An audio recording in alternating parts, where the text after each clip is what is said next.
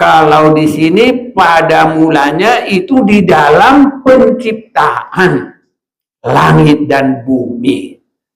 Jadi yang ada waktu atau permulaan bukan Allah. Allah itu nggak tahu, nggak ada permulaan. Tapi langit dan bumi ini ada permulaan. Permulaannya apa? Yaitulah Allah menciptakan. Allah menciptakan langit dan bumi. Jadi ini pada mulanya nanti pasti ada akhirnya. Karena sudah ada pada mulanya, harus ada akhirnya. Jadi Allah kita itu ataupun Tuhan itu tidak ada permulaan, tidak ada akhirnya. Jadi yang ada mulanya adalah untuk manusia ini, kitalah, dengan tempat kita yang sekarang di mana ini? Bumi.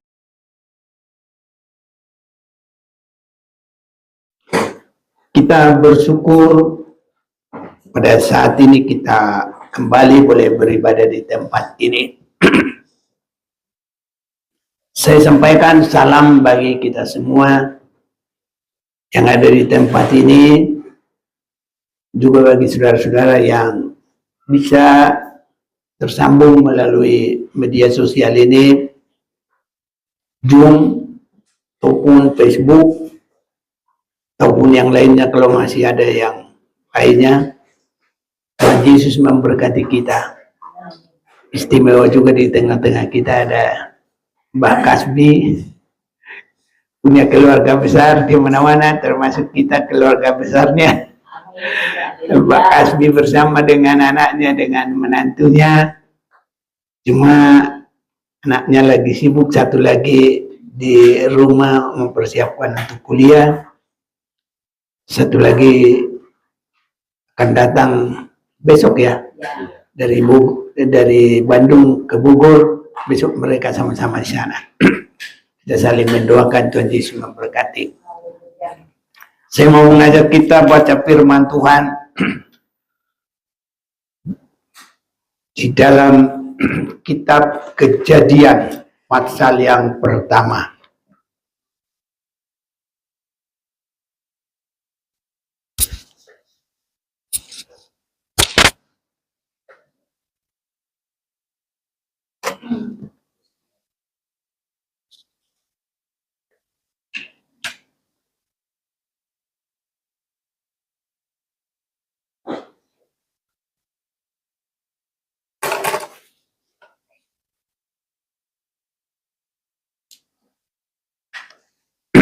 Kita akan membaca Kejadian pasal 1 ayat yang pertama.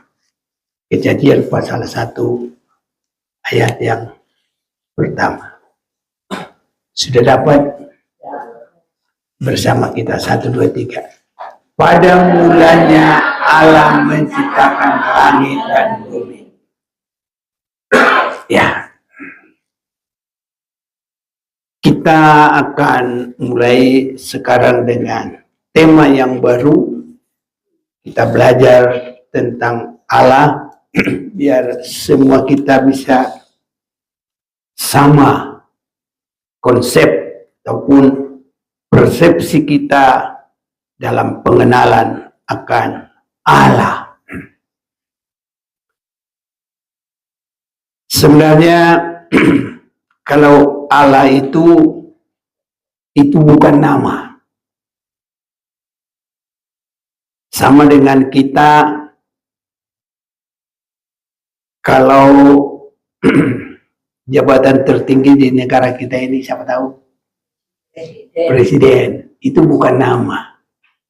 Karena nanti ada presiden pertama, kedua, sekarang sudah ke 8. 7 ya? Oh, Yang ke-8 belum dilantik ya. Mau dilantik. Waduh, mbah kita lebih cepat dia.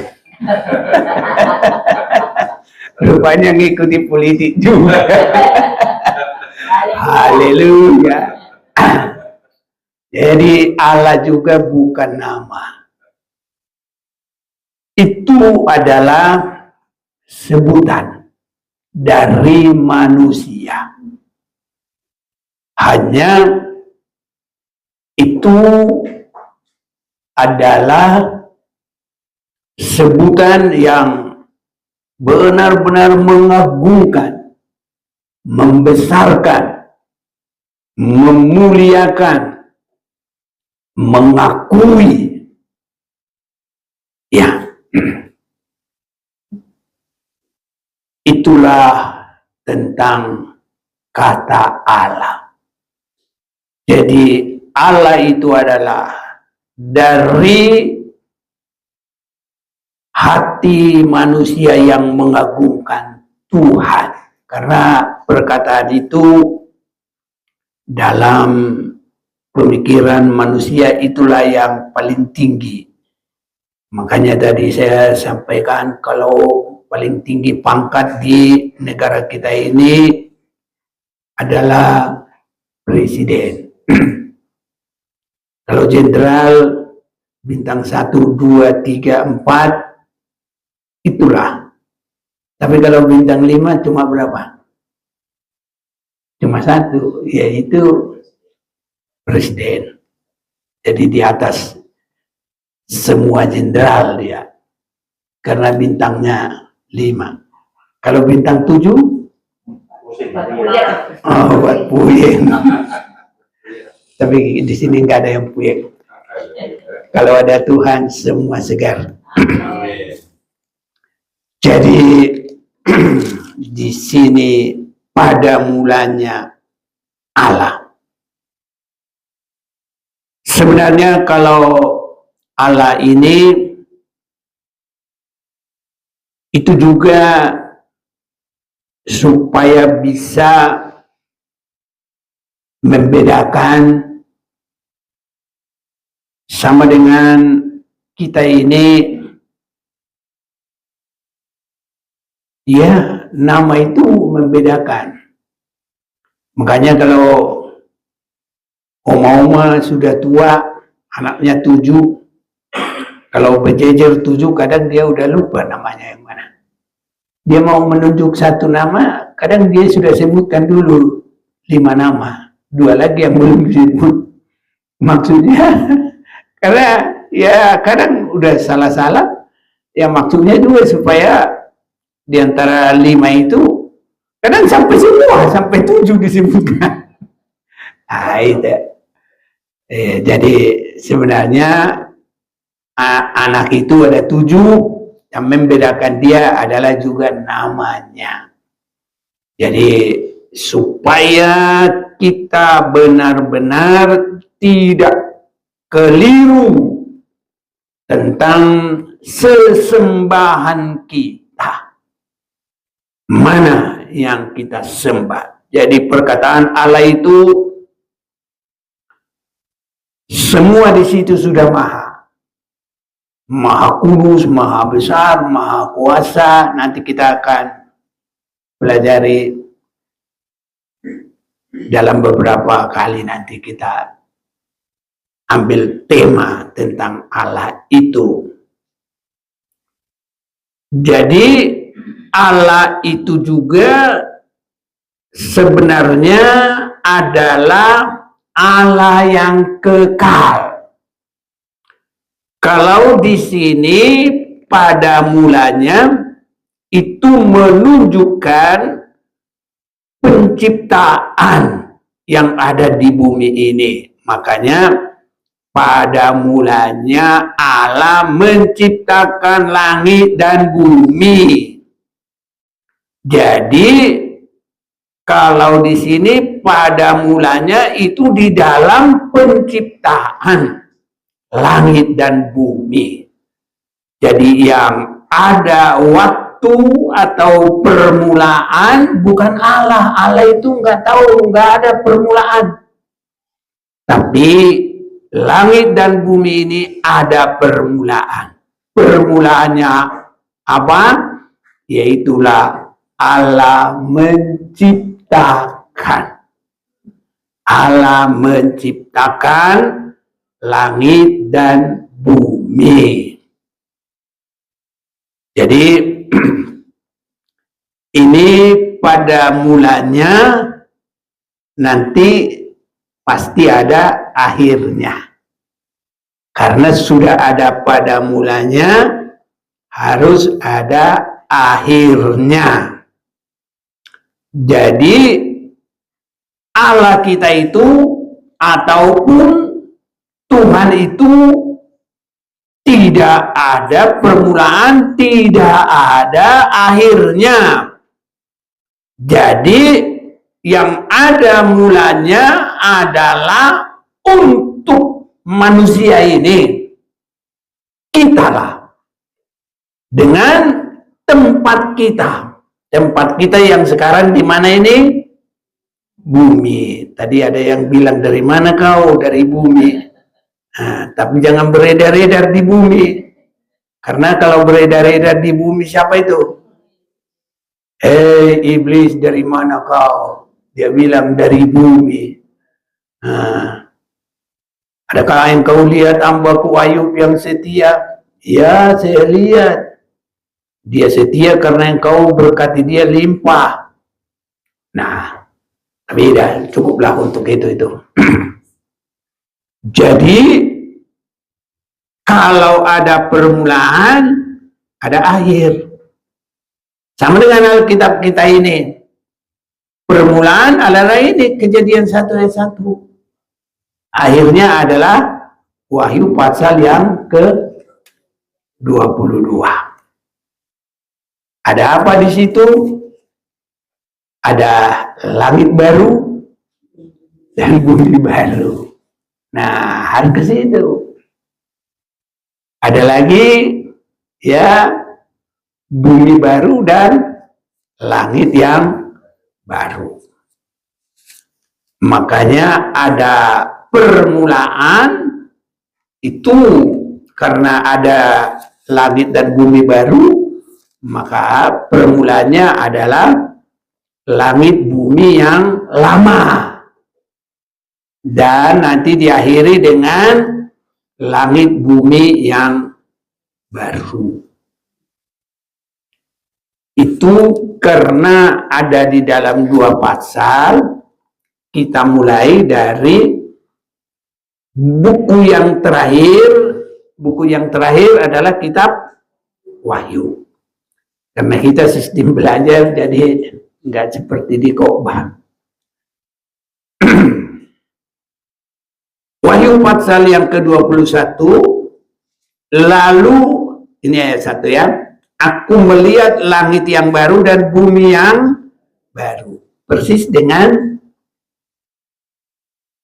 Kejadian 1 ayat 1. Cuma itu yang mula-mula, yang pertama, dengan sekarang sudah langit yang lama.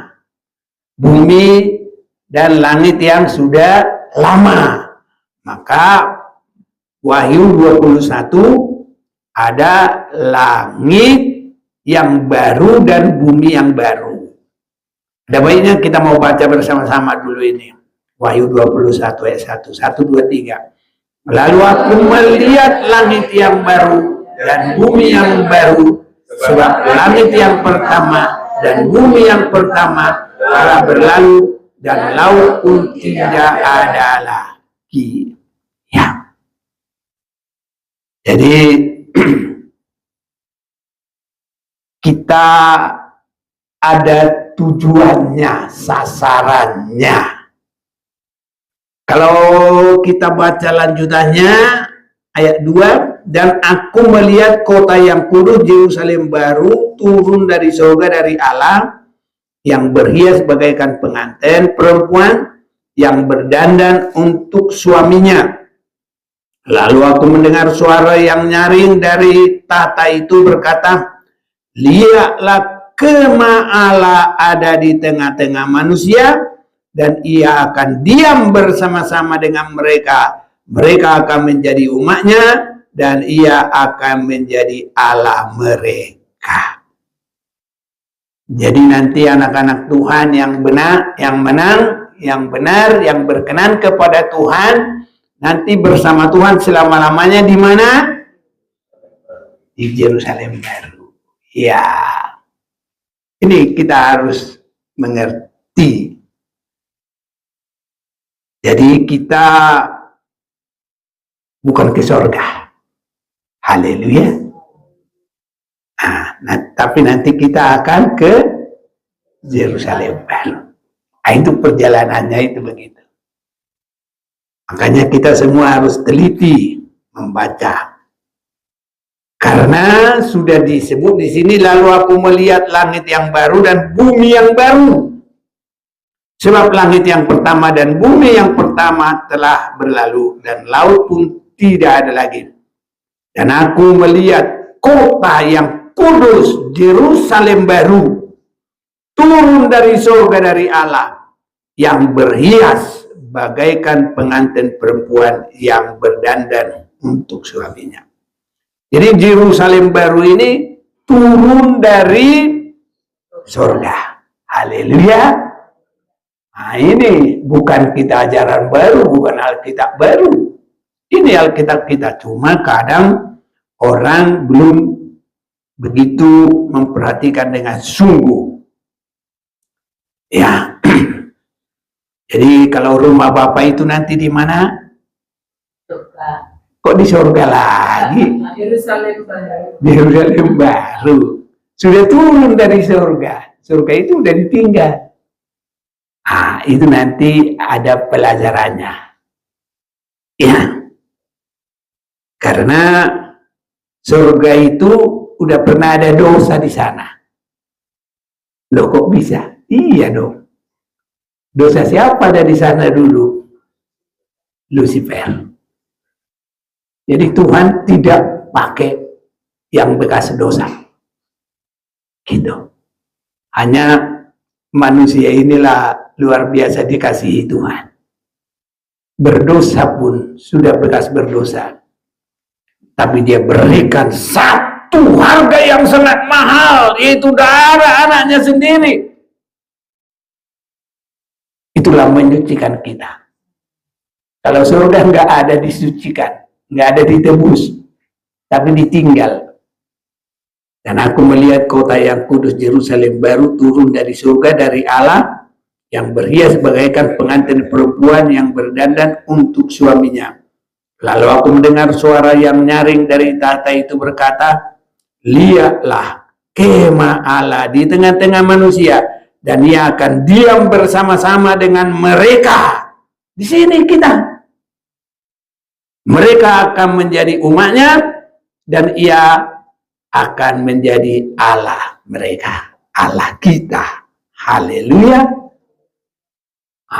Jadi yang pertama itu nanti ditinggal. Surga ditinggal. Dan kalau bumi yang pertama itu nanti juga ditinggal. Cara meninggalkan bumi yang pertama itu nanti, kalau ini sedikit saja nggak apa-apa. Kalau umat Tuhan sudah naik pengangkatan, itu di dalam 1 Tesalonika 5 ayat 16-17, kita tidak akan baca dulu. Jadi dari situ nanti turun. Itu kita lihat baca di kitab Yudas. Turunnya itu akan masuk masih bumi lama. Bumi lama. Dan itulah disebut kerajaan 1000 tahun. Dan itu adalah juga sebagai Taman Eden yang kedua bagi umat Tuhan yang benar. Firdaus yang kedua. Firdaus yang pertama semua dilengkapi Allah. Firdaus yang kedua itu kerajaan 1000 tahun, semua juga dilengkapi oleh Allah. Kita tidak perlu di sana cangkul tanah apa semua. Jadi makanya nggak ada yang rebutan tanah, geser itu apa patok-patok tanah, nggak ada lagi, nggak perlu, semua sudah dilengkapi oleh Allah, nggak perlu korupsi, nggak perlu mencuri, nggak perlu apa, semua. Ngapain mau berbuat dosa lagi? Semua sudah dilengkapi oleh Tuhan. Amin, saudaraku. Itulah Firdaus kita, Firdaus yang kedua masih di bumi. Nanti dalam selesainya kerajaan 1000 tahun, maka iblis itu dilepaskan. Dia mulai pergi ke daerahnya orang-orang yang tidak mengasihi Tuhan. Dia kumpullah orang-orang yang mati dalam dosa, yang tidak bangkit waktu pengangkatan gereja. Dikumpul semua. Dia coba melawan Tuhan Yesus, Raja segala raja, bersama dengan orang-orang kudus. Dia coba memerangi, tapi dia nggak mampu. Akhirnya turunlah api dari langit, dan orang-orang benar semua naik menuju Yerusalem baru. Bukan ke surga, ke Yerusalem baru, tempat Allah dengan manusia. Nah, jadi di bumi ini jadi api lah ini selamanya. Saya ambil itu tidak karang-karang. Itu di dalam Wahyu pasal 20 itu. Ayat 7 dengan perikop di atas, iblis dihukum. 7. Dan setelah masa 1000 tahun itu berakhir, iblis akan dilepaskan dari penjara dan dia akan pergi menyesatkan bangsa-bangsa pada keempat penjuru bumi, yaitu Gog dan Magog, dan mengumpulkan mereka untuk berperang. Dan jumlah mereka sama dengan banyaknya pasir di laut. Maka naiklah mereka ke seluruh dataran bumi, lalu mengepung perkemahan tentara orang-orang kudus dan kota yang dikasihi itu.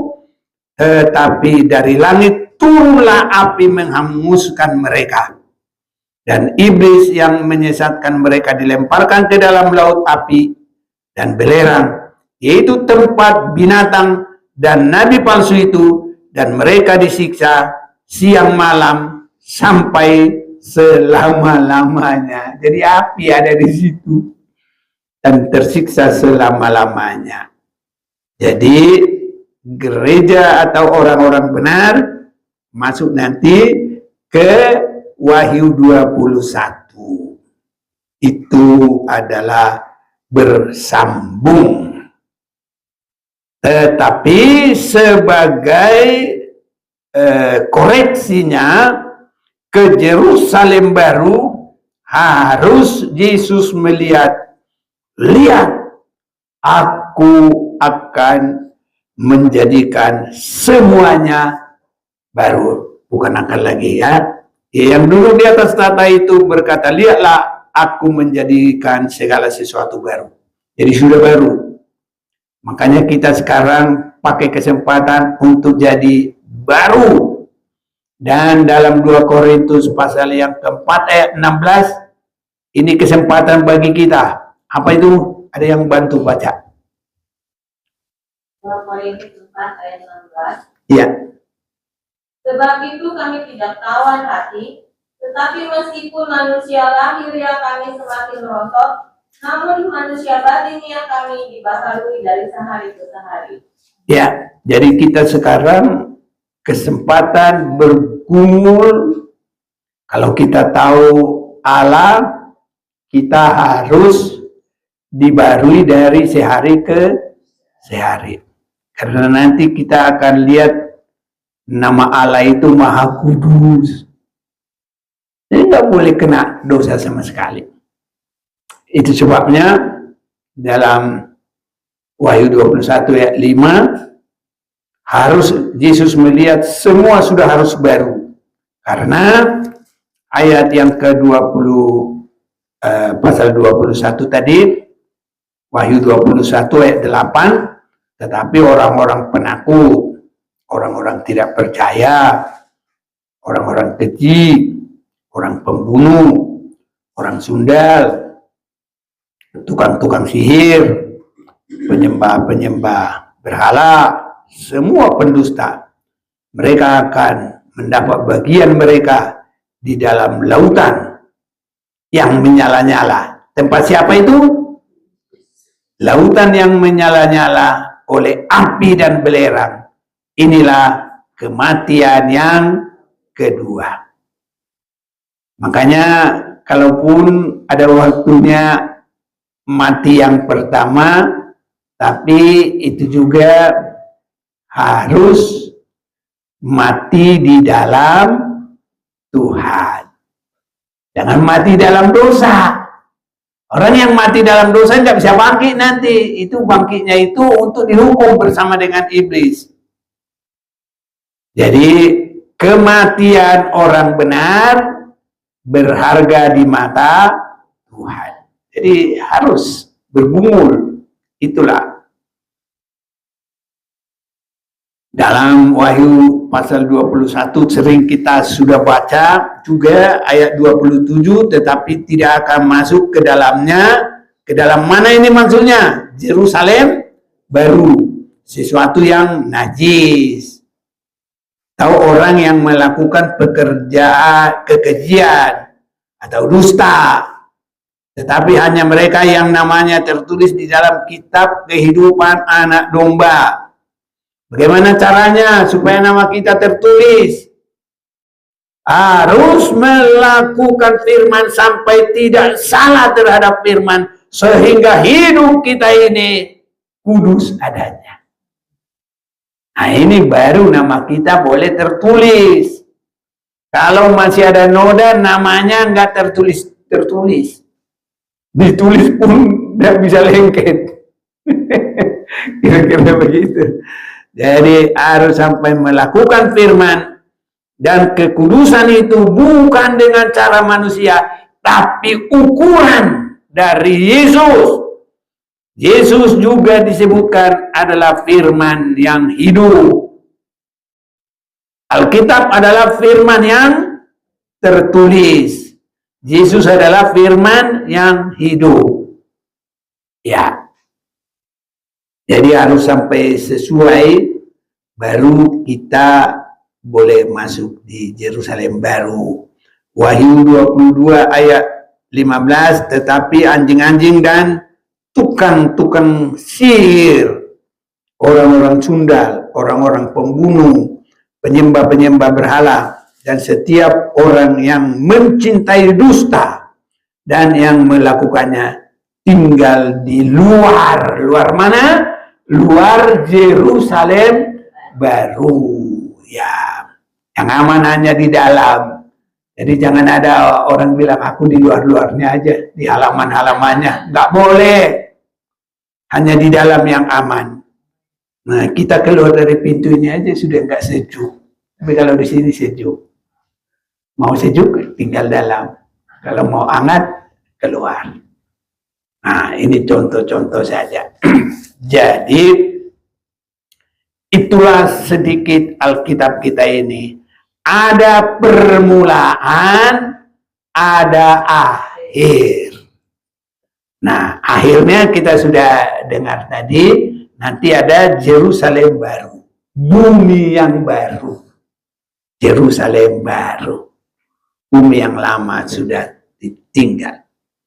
Jadi permulaan sekali ada nama Allah itu memulai menciptakan langit dan bumi. Ini saudara-saudaraku ya. Jadi ini adalah pekerjaan dari Allah. Jadi kita ini semua kalau mau baik harus mengerti siapa teman kita. Kalau teman kita suka baca, jangan kita suka ribut. Nanti bertemannya pasti nggak baik. Betul apa salah? Iya. Kalau teman kita nggak suka makan bakso, jangan bawa bakso. Nanti dia bilang, aku nggak suka ini.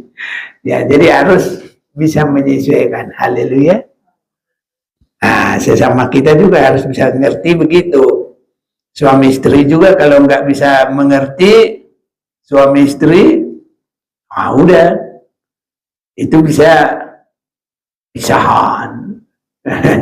Nggak cocok katanya. Jadi makanya orang kenalan dulu untuk menyocokkan apa yang dilakukan supaya nanti sejalan bersama-sama. Kalau sudah cocok, baru buat perjanjian. Orang yang sudah berjalan itu kalau sudah ada perjanjian, itu adalah perjalanan yang baik. Nah, jadi kita sudah pernah baca itu, Amos pasal 3 ayat yang ketiga. Berjalankah dua orang bersama-sama? Ya, sehati itu namanya. Kalau belum berjanji, ya. Jadi kita berjanji kepada Allah. Kita belajar tentang Allah itu dia adalah kekal. Dan nama Allah itu adalah pemberian dari manusia. Musa adalah orang yang pertama langsung bertanya kepada Allah itu, siapakah namamu? Apa jawabnya Allah? Ada yang tahu? Aku ada yang aku ada. Jadi dia tidak menjawab, ya namaku Allah, enggak ya. Ya, coba dulu kita mau baca itu Keluaran pasal yang ketiga.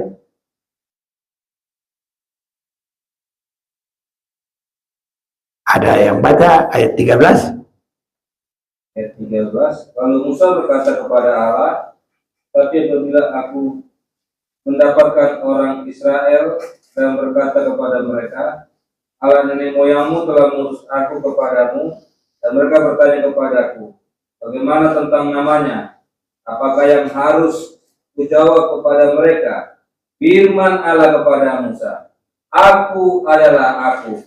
Lagi firman-Nya, beginilah kau katakan kepada orang Israel itu, akulah aku, telah mengutus aku kepadamu. Ya. Jadi Allah itu enggak mengatakan namaku Allah, enggak.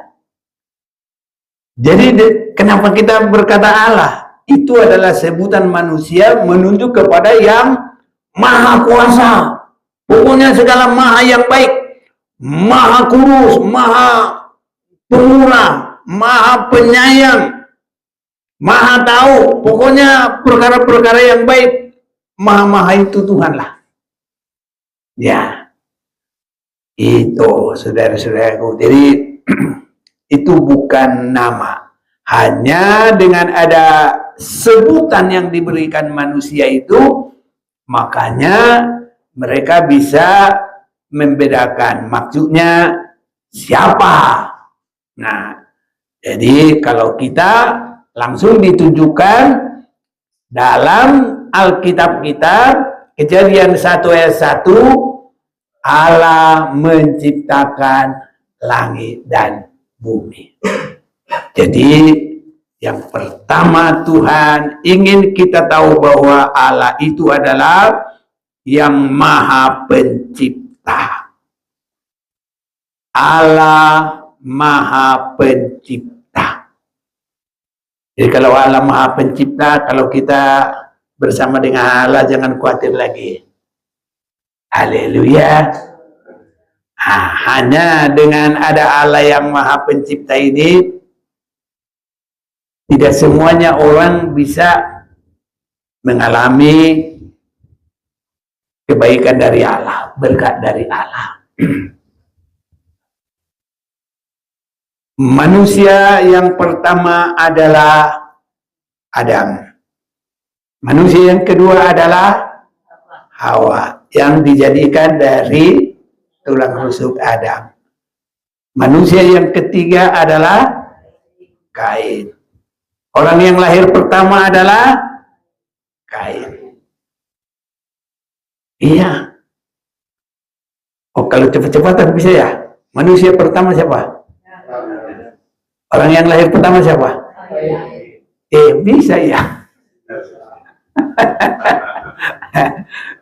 Udah kayak orang Papua yang pintar matematika itu ya. Aduh, Oma udah tahu juga itu. Nonton di mana Oma? Mbak. Gitu ya. Hebat ini Mbak ini, kalah yang muda. Kabar Papua aja dia tahu. Tuhan berkati Mbak. Tuhan berkati. Jadi kita sudah lihat tadi bahwa Allah menunjukkan bahwa Dia adalah Maha Pencipta langit dan bumi. Hanya tidak semua orang bisa mendekatkan diri kepadanya. Manusia yang paling dekat dulu kepada Allah selain dari Adam dan Hawa siapa? Siapa? Ya, Henok. Dia bergaul dengan Allah terus bersama dengan Allah. Itu juga saya herannya itu, kita menjaga persekutuan dengan Tuhan, kadang hatinya dongkol, putus persekutuan.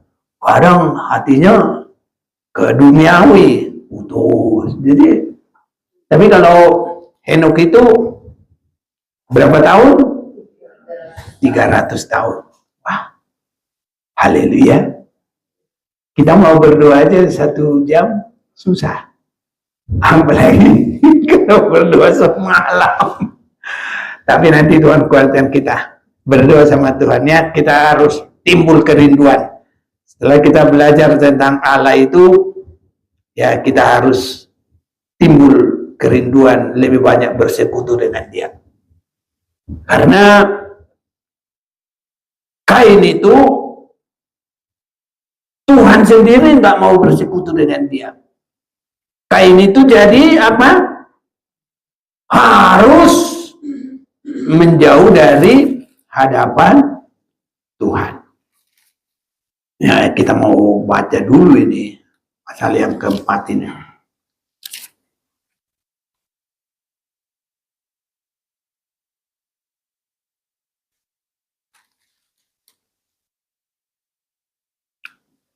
Kejadian pasal yang keempat, kalau kita baca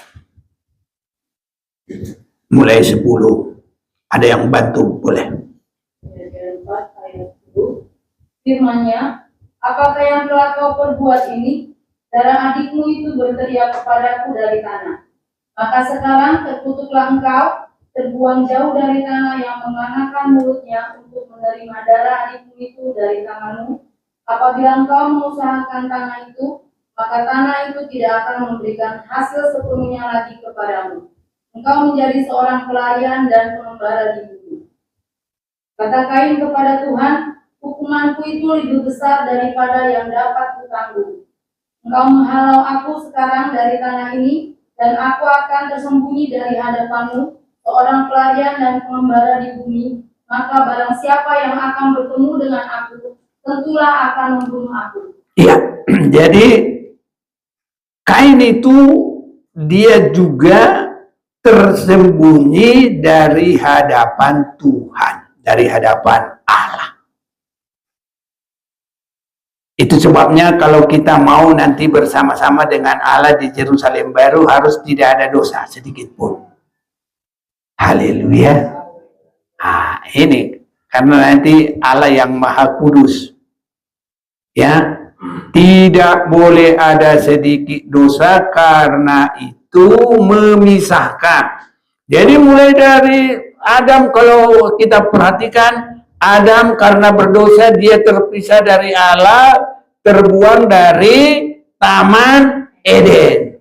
Nah, nanti kalau kita sudah dibaharui, mulai lahir baru oleh darah Yesus, dan hari-hari dibaharui, dan kita selalu melakukan firman Tuhan, baru kita nanti bersama dengan Tuhan di Yerusalem baru. Itu yang kita kejar sekarang. Jadi kita harus mengerti bagaimana untuk diberkati oleh Allah itu.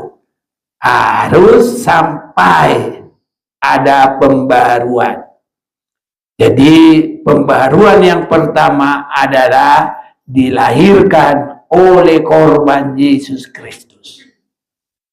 Mengaku dosa, minta ampun, menyesali segala perbuatan dosa, dan berserah kepada Tuhan, menerima firman, dan hari demi hari bergumul menjadi pelaku firman.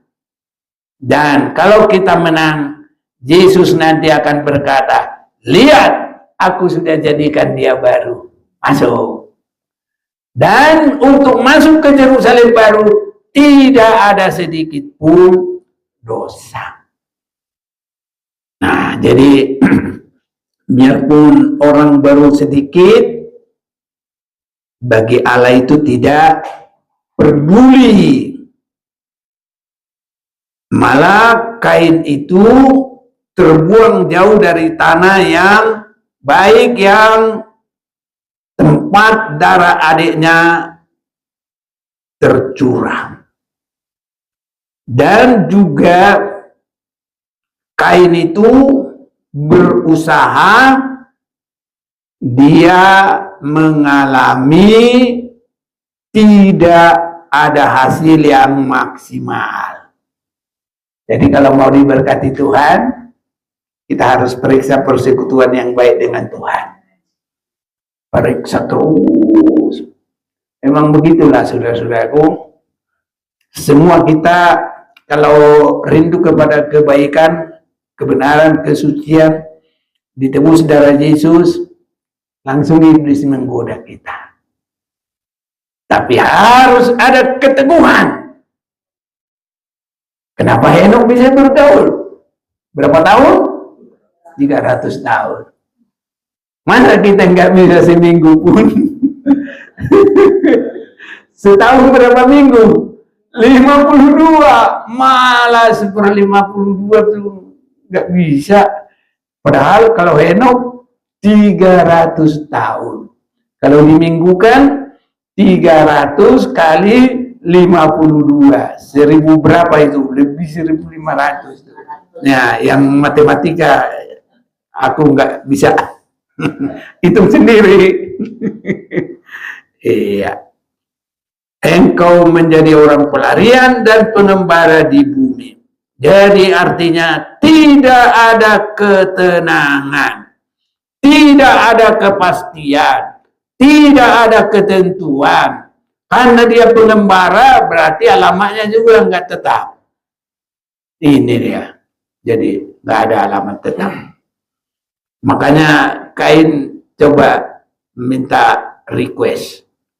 Kata Kain kepada Tuhan, hukumanku itu lebih besar daripada yang dapat kutanggung.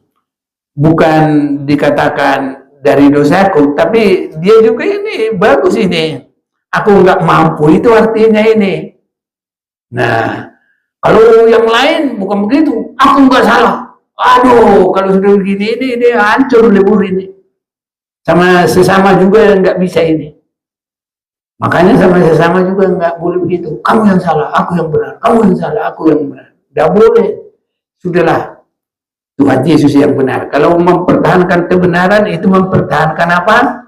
Kain yang sudah usang. Kalau itu dalam bahasa Inggris, najis, kotor. Malah itu merupakan kecemaran. Karena apa? Kita harus memandang kepada kekudusan Tuhan, kesucian Tuhan. Itu ukuran kita. Seringkali manusia ini dia bikin peraturan dirinya, aku sudah baik, mau sampai begituin, aku sudah baik.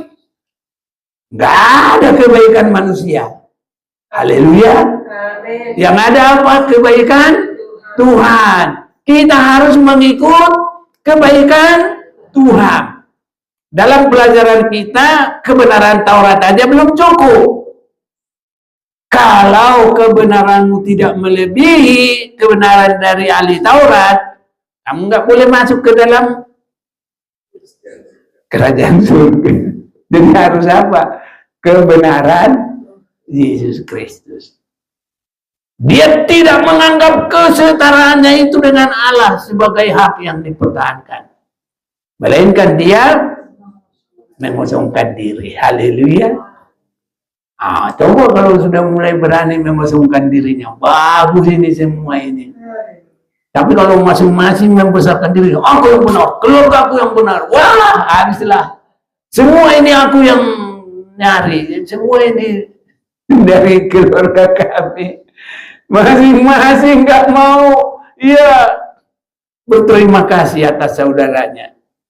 Nah, jadi makanya kita nanti di dalam 1 Petrus pasal 2 Petrus pasal yang pertama, nanti kalau sudah dari kebenaran, tambahkan pengetahuan, tambahkan kesetiaan, tambahkan semua, dan yang terakhir tambahkan mengasihi sesama, mengasihi sesama dan semua orang.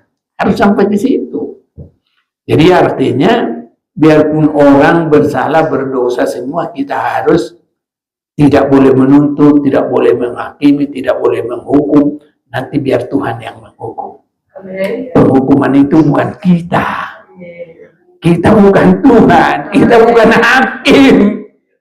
Ya, hakim itu Tuhan. Jadi supaya kita mengerti tentang Tuhan, supaya kita tidak terhalau. Jadi ini kain ini menjadi kehidupan yang terus menerus dalam kesusahan. Tapi kalau kita aman bersama Tuhan, aman saudara-saudara itu. Jadi kalau kita sekarang ini nyanyi kita itu kan, Tuhan adalah gembalaku. Jadi yang selalu dekat dengan domba. Takkan kekurangan aku, dia membaringkan aku di padang yang berumput hijau. Wah, ini kalau sudah begini kita senang.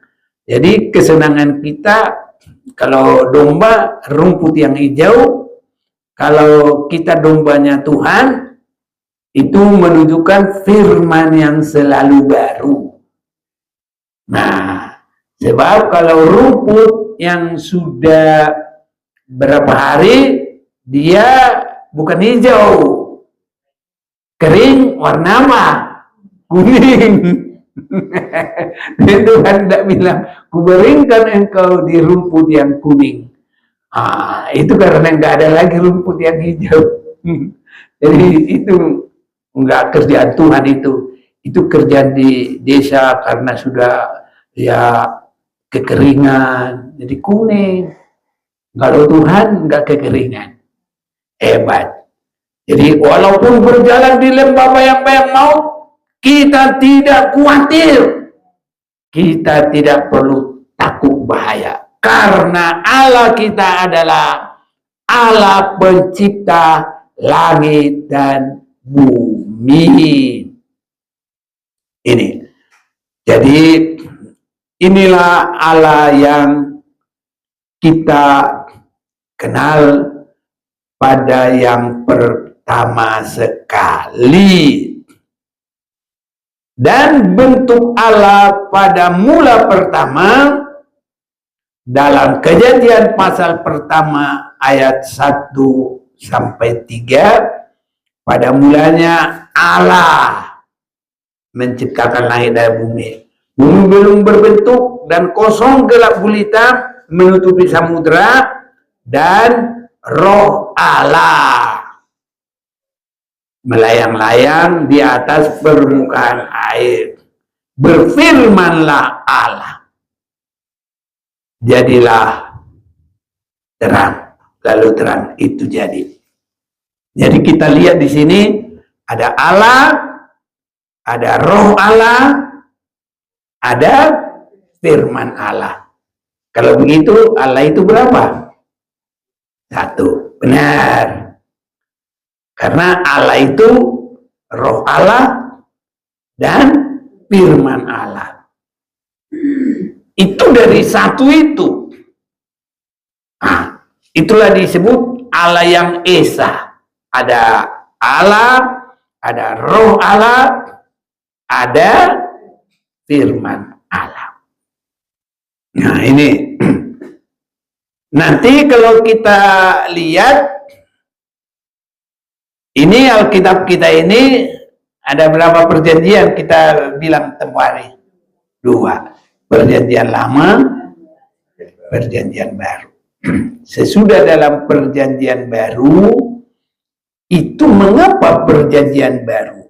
Karena sesudah perjanjian baru, firman Allah itu telah menjadi manusia dan namanya adalah Yesus.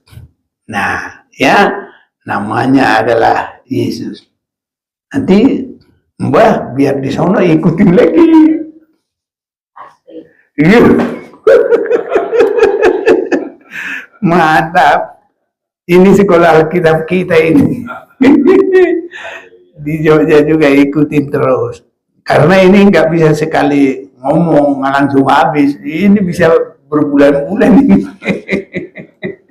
Mengenai Allah ini ya. Jadi di dalam perjanjian baru Allah, Roh Allah dan firman itu sudah menjadi manusia. Namanya harus disebut Yesus. Kita sudah sering baca itu, cuma kalau diulang-ulang jadi mantap. Itu Matius pasal 1 ayat yang ke-21. Nah, baca juga ulang, nggak apa-apa. 1 ayat 21. Iya. Ia akan melahirkan anak laki-laki dan engkau akan menamakan dia Yesus, karena dialah yang akan menyelamatkan umatnya dari dosa mereka. Iya. Jadi namanya adalah Yesus. Dia adalah menyelamatkan apa? Umatnya dari dosa. Jadi banyak itu Yesus juru selamat. Kita udah mengenai keselamatan udah dulu, ini mau tentang Allah aja dulu lah. Jadi di dalam Yohanes 1 supaya ini jelas sekali, firman menjadi manusia sehingga Allah di dalam perjanjian lama kita sudah tahu Allah, Roh dan firman. Nah, baru di dalam perjanjian baru Allah, Roh dan firman yang menjadi manusia. Nah, Yohanes 1 ayat 1 sampai 3. Yohanes 1 ayat 1 sampai 3. Pada mulanya adalah firman. Firman itu bersama-sama dengan Allah dan firman itu adalah Allah. Ia pada mulanya bersama-sama dengan Allah. Segala sesuatu dijadikan oleh Dia, dan tanpa Dia tidak ada suatu pun yang telah jadi dari segala yang telah dijadikan. Iya. Nah, tadi Kejadian 1 ayat 3, berfirmanlah Allah, jadilah terang, lalu terang itu jadi. Jadi semua itu berfirmanlah Allah, maka jadi. Berfirmanlah Allah, maka jadi. Berfirmanlah Allah, maka jadi.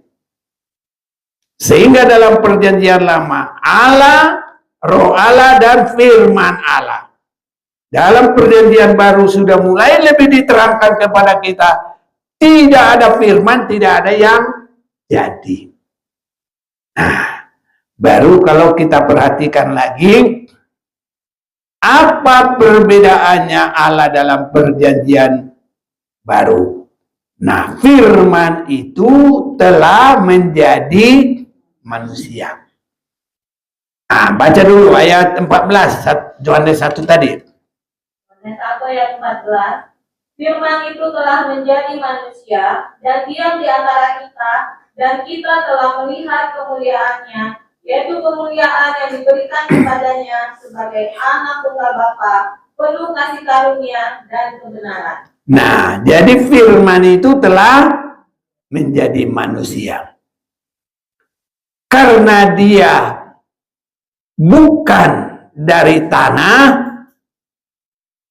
bukan dari suami istri, makanya dia tidak sama dengan manusia. Dia adalah firman yang menjadi manusia. Ah, ini. Makanya saudara-saudara kita bilang, dia bilang Isa. Ah, maksudnya dia Yesus ya. Ah, anak Maryam itu. Jadi dia sebut Isa bin Maryam. Jadi nggak ada bapaknya. Yang ada cuma ibunya. Karena diperanakan. Jadi itu hanya dipinjam. Maria itu dipinjam untuk melahirkan. Ya, firman menjadi manusia. Dan saat itulah Yesus menjadi manusia. Tadinya dia sebelum manusia apa dia? Firman. Nah, jadi keberadaan Allah mencipta langit bumi segala isinya, Allah, roh Allah, dan firman Allah. Nanti dalam perjanjian baru, itu sebab langit bumi semua sudah ada hanya untuk keselamatan. Maka firman itu menjadi manusia. Haleluya. Untuk apa firman itu jadi manusia?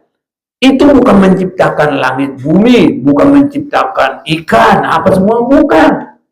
Itu hanya untuk mengadakan keselamatan. Itu sebabnya kita ini sangat berharga, terarah segala perhatian Tuhan kepada kita. Nah, jadi makanya Yesus itu disebut adalah supaya menyelamatkan umatnya dari dosa mereka. Kita sudah baca itu, ya. Kita luar biasa bersyukur atas kebaikan Tuhan.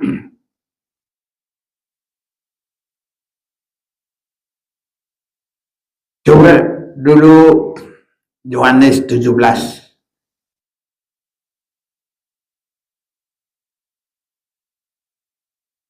Ayat 11 mulai.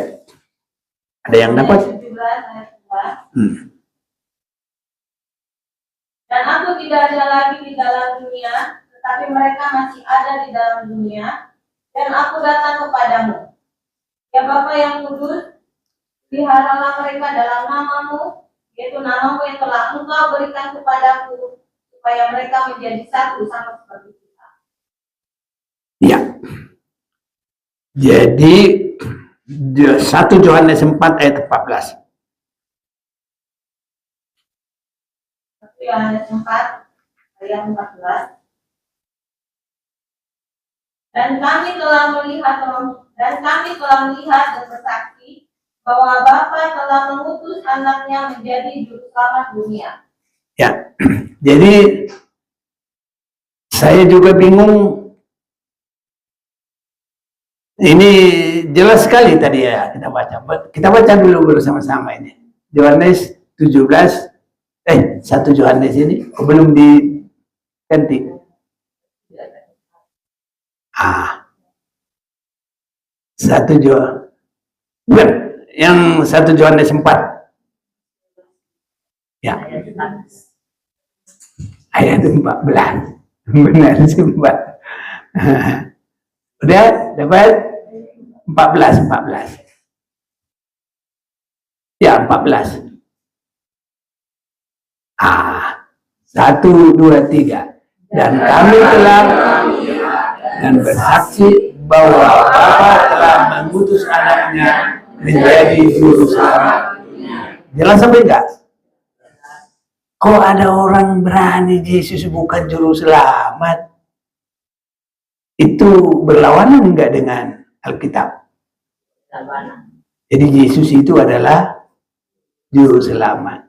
Kalau Yesus bukan juru selamat, ini harus dirobek buat dia. Supaya dia bisa benar di dalam konsepnya dia. Tapi kalau kita nggak usah dirobek karena kita percaya Yesus itu adalah juru selamat dunia. Amin. Kita baca dulu sekali lagi. 1, 2, 3. Dan kami telah melihat dan bersaksi bahwa Bapa telah mengutus anaknya menjadi juru selamat dunia. Tadi kita baca Matius 1 ayat 21. Banyak kok. Di Yohanes, bukan 1 ya, Yohanes 1 ayat 29. Lihatlah anak domba yang menghapus dosa dunia. Ini kurang apa lagi? Nah, itulah. Jadi kekudusan Tuhan Maha Kudus, kita walaupun lengkap dulu sedikit, kita akan melihat Tuhan itu Maha Kudus. Dia tidak bisa campur dengan dosa. Ya, dia tidak bisa campur dengan dosa karena dia Maha Kudus. Nah, kalau kita mau perhatikan firman Tuhan, orang kalau berdosa mau lihat Tuhan itu nggak mampu dia. Orang berdosa melihat Tuhan nggak mampu dia. Kenapa orang bisa melihat Yesus? Karena dia meninggalkan kealahannya. Haleluya. Kalau Allah di dalam kebesarannya itu tidak boleh dilihat oleh manusia. Nah, Musa boleh kita lihat dulu dalam kitab Keluaran. Kitab Keluaran, kita akan melihat Musa. Keluaran pasal 3 ayat 13. Ada yang bantu? Keluaran 3 ayat 13. Ya. Lalu Musa berkata kepada Allah, tetapi apabila aku mendapatkan orang Israel dan berkata kepada mereka, Allah nenek moyangmu telah mengutus aku kepadamu, dan mereka bertanya kepadaku, bagaimana tentang namanya? Apakah yang harus dijawab kepada mereka? Firman Allah kepada Musa, aku adalah aku. Lagi firman-Nya, beginilah kau katakan kepada orang Israel itu, akulah aku, telah mengutus aku kepadamu. Ya. Musa berbicara dengan Allah. Tapi kalau kita perhatikan, itu tidak seperti kita begini, muka dengan muka. Nanti ada waktunya muka dengan muka. Kalau kita baca lagi, itu tadi Musa berkomunikasi ya. Tapi cara berkomunikasinya kan macam-macam. Ada kadang-kadang kita ngomong begini, nggak lihat mukanya orang yang kita ngomong bersama. Atau kayak saya lah, kalau seandainya saya nggak bisa berani mandang saudara, aku di sini selalu gini, saudara-saudara. Dia berani ngeliat begini. Bisa nggak gitu? Bisa, tapi bisa ngomong. Nah, bisa ini. Jadi kalau cara Musa, Keluaran pasal 33 kita mau baca. Keluaran pasal 33 ya. Coba dulu. Mulai 18 dia. 18. Keluaran 33 ayat 18. Ya. Tetapi jawabnya, perlihatkanlah kiranya kemuliaanmu kepadaku. Tetapi firman-Nya, aku akan melewatkan segenap kegemilanganku dari depanmu dan menyerukan nama Tuhan di depanmu. Aku akan memberi kasih karunia kepada siapa yang kuberi kasih karunia dan mengasihani siapa yang kukasihani. Lagi firman-Nya, engkau tidak tahan memandang wajahku, sebab tidak ada orang yang memandang aku dapat hidup. Berfirmanlah Tuhan, ada suatu tempat dekatku, di mana engkau dapat berdiri di atas gunung batu. Apabila kemuliaanku lewat, maka aku akan mendapatkan engkau dalam lekuk gunung itu, dan aku akan menudungi engkau dengan tanganku sampai aku berjalan lewat. Kemudian aku akan menarik tanganku dan engkau akan melihat belakangku, tetapi wajahku tidak akan kelihatan. Ya. Jadi orang nggak boleh. Padahal Musa itu sudah mempersiapkan diri untuk bisa bertemu dengan Allah itu berapa tahun? 80 tahun. 40 tahun di Mesir, 40 tahun di Midian. Baru dia diutus, dan di dalam 40 tahun itulah dia memulai, maka Allah memperlihatkan diri. Makanya tadi kita Keluaran 3 kan? Itu. Jadi kalau Musa berbicara dengan Allah itu nggak langsung lihat muka. Karena apa? Ya, kita sudah dengar tadi, yang melihat muka Allah itu, apa dia sebut tadi? Tidak dapat hidup. Alias apa itu tidak dapat hidup? Mati. Nah, itu sebabnya pernah juga Gideon, dia ketakutan. Aku udah melihat Allah, matilah aku ini. Coba dulu, Hakim-Hakim 6 ayat 22.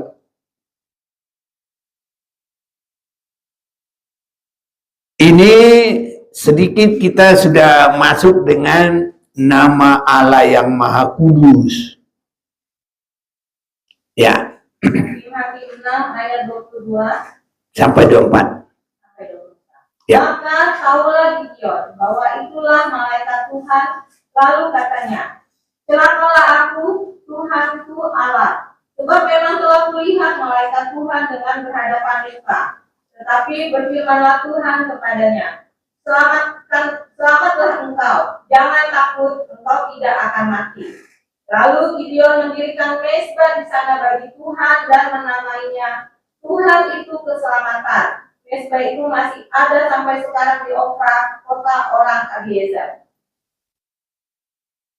Udah 25? Ayat 25. Pada malam itu juga Tuhan berfirman kepadanya, ambillah seekor lembu jantan. Oke, udah cukup lah. Jadi tadi 24 kalau melihat, atau dia bilang apa tadi?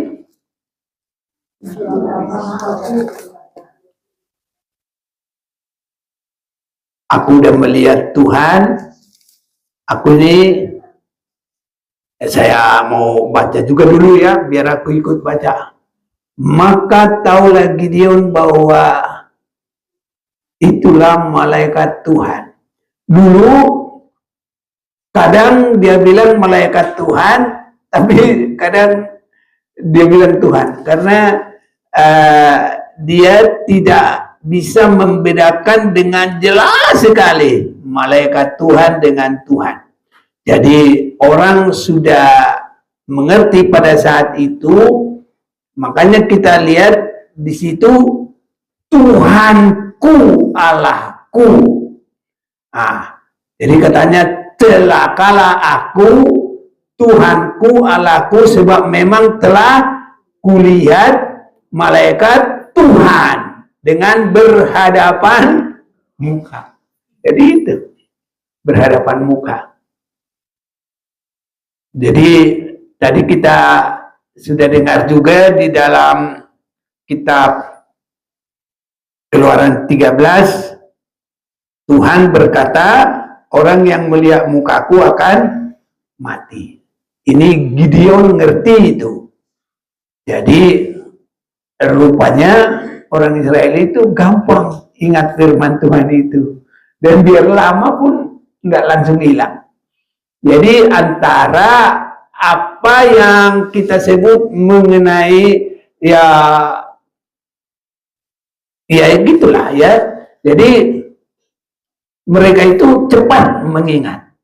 Kiranya kita juga begitu. Jangan cepat lupa, cepat ingat dan ingat terus. Jadi tadi kita di sini lihat kalau Tuhan sudah berkata orang yang melihat mukaku akan mati. Jadi Gideon juga tahu, celakalah aku, Tuhanku Allah, sebab memang telah kulihat malaikat Tuhan dengan berhadapan muka. Kadang dia bilang Tuhanku ya, kadang dia lihat malaikat Tuhan. Jadi dulu itu arti dari kata malaikat Tuhan itu dengan Tuhan itu nggak terlalu berbeda banget. Ya. Hanya di dalam penampilan, kalau umpamanya dalam penglihatan, didatangi 3 malaikat, gitu ya kan? Tapi mereka juga bilang didatangi Tuhan. Nah di situ. Jadi dulu beda malaikat Tuhan dengan Tuhan itu tidak begitu jelas sekali dibedakan.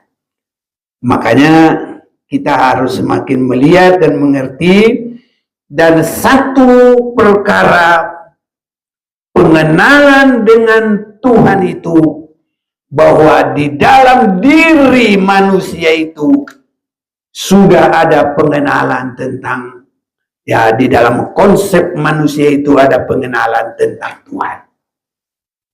Makanya di orang Batak sebelum ada agama, mereka tahu tentang Tuhan. Tahu nggak? Tahu. Mereka bilang Tuhan itu apa? Dewata. Haleluya. Nek wong Jawi, kepercayaan. Kepercayaan agama apa enggak? Enggak. Tapi mereka tahu ada Gusti. Gusti apa mbak? Gusti Allah. Tapi kan belum ada agamanya kan? Agama seberang juga enggak, agama Kristen juga enggak. Tapi dia tahu ada Gusti Allah. Dari mana itu tahu? Bahwa di dalam konsep manusia itu sudah ada pengetahuan tentang Allah. Amin.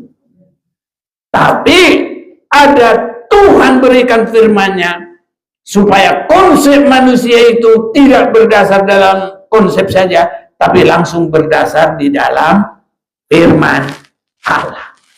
Sehingga benar-benar sesuai dengan kehendak Allah. Haleluya. Nah, ini. Sebab kalau sedikit meraba-raba, orang itu tahu bagaimana supaya berkenan kepada Allah. Orang kepercayaan itu hebat loh. Di gunung-gunung itu dari dulu rumah itu nggak pernah dikunci karena nggak ada pencuri di sana. Walaupun mereka nggak punya ini Alkitab, belum ada agamanya. Agamanya ya kepercayaan aja. Dia tahu bahwa kehendak Allah tidak boleh mencuri. Makanya rumah-rumah di situ mana ada dikunci. Nah, siapa yang sudah ke Bromo? Ada rumah-rumah di situ kan nggak ada di situ pencuri, enggak. Jadi biarpun belum ada firman Tuhan, biarpun belum ada Alkitab, biarpun belum ada agama, dalam konsep manusia itu mereka tahu tentang Tuhan dan dia tahu sedikit, walaupun belum banyak. Itu sebabnya bagi kita harus sampai semakin menyesuaikan hidup sesuai dengan firman. Kita harus selalu mendengarkan firman Tuhan. Nah, ini kita udah jam 8 lebih ini ya. Haleluya. Cepat banget, belum ada apa-apa. Aduh. Ya, begitulah ya. Biar Tuhan memberkati kita semuanya. Jadi nama Allah itu bukan ini namaku. Nanti kalau kita mau dengar ada namanya tuh, cuma nanti kita mau sampai jam 10 repot.